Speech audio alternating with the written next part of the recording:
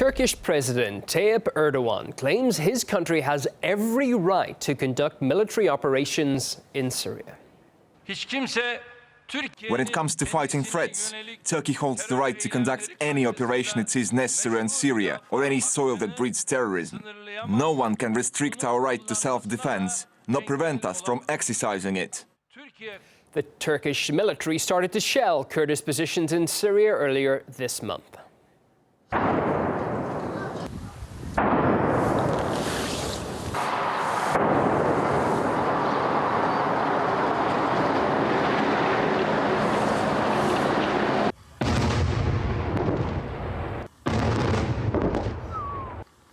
No.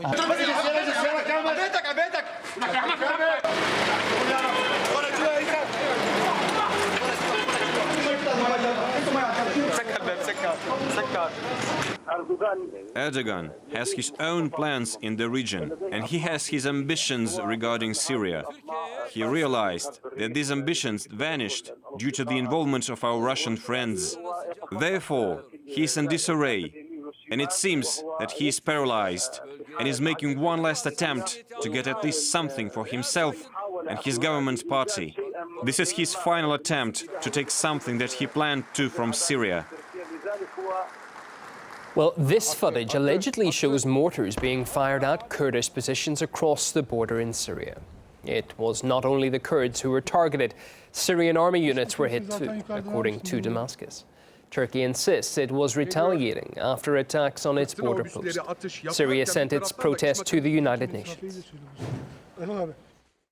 Heavy Turkish artillery shelled Syrian territory, including the positions of Syrian Kurds and of the Syrian Arab Army. The shelling by Turkish artillery of Syrian territory constitutes direct support of armed terrorist groups. We're going to deal with them like we deal with the terrorists. We're going to defend our country. This is aggression. They don't have any right to interfere, politically or militarily, in Syria. This is a breach of international law, and as Syrian citizens, the only option we have is to fight and defend. Western leaders, including top officials from America and France, have urged Turkey to stop the cross-border fire. Despite that, the United Nations Security Council failed to pass a resolution submitted by Russia calling on Ankara to halt its bombardment. The American ambassador to the UN called it, quote, Moscow's attempt to distract the world from its involvement in the Syrian war. Well, we spoke with Michael Operskalski, an expert on international affairs. He says more pressure needs to be put on Turkey. Actually, there's very little international pressure, effectively, on Ankara.